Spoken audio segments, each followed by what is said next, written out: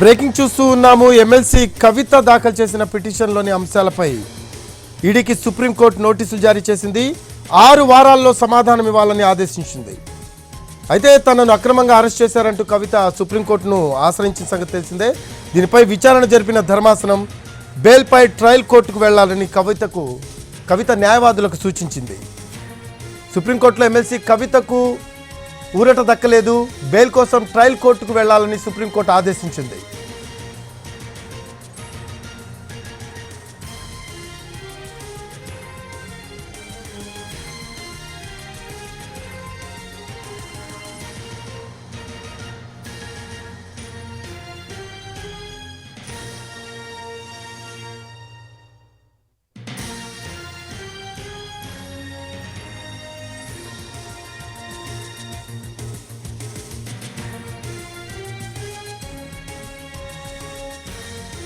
MLC కవితకు సుప్రీంకోర్టులో ఊరట దక్కలేదు.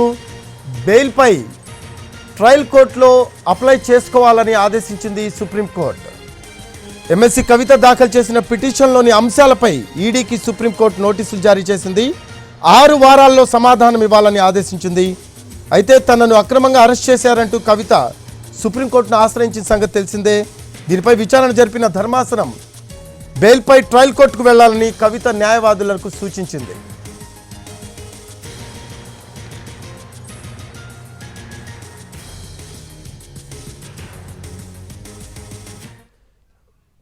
దీనికి సంబంధించిన లేటెస్ట్ అప్డేట్స్ అందించడానికి మా కరెస్పాండెంట్ రాజు ఢిల్లీ నుంచి లైవ్లో అందుబాటులో ఉన్నారు. రాజు, దీనికి సంబంధించిన లేటెస్ట్ అప్డేట్స్ ఏంటి?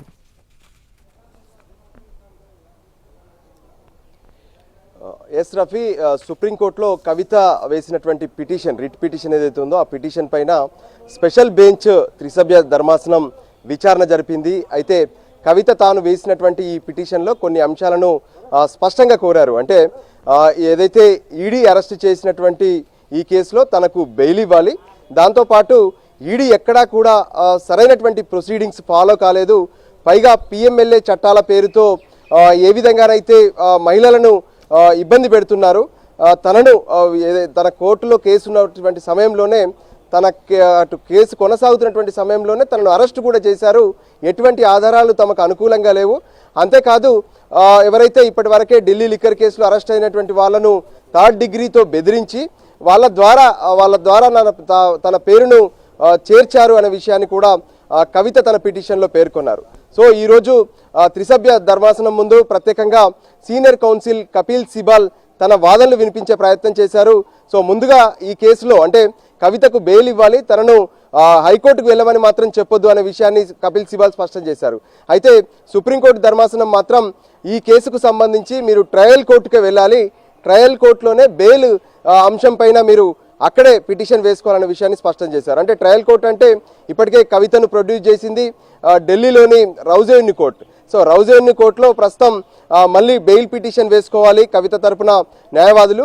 సో అయితే ఈ కేసులో మిగతా ఏవైతే రాజ్యాంగపరమైనటువంటి అంశాలు, టెక్నికల్ ఇష్యూస్ ఏవైతే ఉన్నాయో వాటిని మాత్రం అడ్మిట్ చేసుకుంటామని చెప్పారు. వాటిపైన విచారణ జరుపుతామన్నారు. అంటే ఎక్కడైతే ఈడీ ప్రొసీడింగ్స్ని ఫాలో కావట్లేదు, మహిళలకు సంబంధించినటువంటి అంశాల్లో విచారణకు సంబంధించినటువంటి అంశాలు ఖచ్చితంగా మార్చాలి, తనకు ఈ ప్రొటెక్షన్ కావాలని చెప్పి కవిత కోరారు. సో వీటిపైన మేము విచారణ జరుపుతాం కానీ బెయిల్ మాత్రం ఇవ్వలేమని చెప్పారు. సో మరోపక్క ఏదైతే ఈ కేసు ఎవరైతే కవితను అరెస్ట్ చేసినటువంటి ఈడీకి నోటీసులు కూడా జారీ చేసింది సుప్రీంకోర్టు ధర్మాసనం. 6 వారాల్లోగా ఈడీ అధికారులు తమ కౌంటర్ను ఫైల్ చేయాలి. అంటే కవితను ఏ రూల్స్ ప్రకారం అరెస్ట్ చేశారు, కవితకు వ్యతిరేకంగా ఉన్నటువంటి సాక్ష్యాలేంటి, ఎందుకు అరెస్ట్ చేశారు, ఇటువంటి అంశాలకు సంబంధించినటువంటి కౌంటర్ అటు ఈడీ అధికారులు ఫైల్ చేయాల్సి ఉంటుంది. సో మొత్తానికి ఈ కేసుకు సంబంధించి అంటే కవితకు ఒక రకంగా చెప్పాలంటే ఊరట దక్కుతుంది అనుకున్నారు. అంటే మొదట గతంలో ఉన్నటువంటి పిటిషన్ను ఇప్పటికే ఉపసంహరించుకున్నారు 3 రోజుల క్రితం. సో ఇప్పుడు తాజాగా ఇప్పుడున్నటువంటి ఈ పిటిషన్లో ప్రొసీడింగ్స్ను అంటే ఈడీ తీసుకున్నటువంటి చర్యను అడ్డుకోవడానికి కానీ లేదంటే బెయిల్ ఇచ్చేటటువంటి అంశంపైన మాత్రం తాము ప్రొసీడ్ కాలేమని చెప్పే విషయాన్ని సుప్రీంకోర్టు ధర్మాసనం స్పష్టం చేసింది. దాంతో ఇప్పుడు మళ్ళీ ట్రయల్ కోర్టుకు ఏదైతే కవిత వెళ్లాల్సి ఉంది. సో మొత్తానికి సుప్రీంకోర్టులో కవితకు ఊరట దక్కలేదు రఫీ.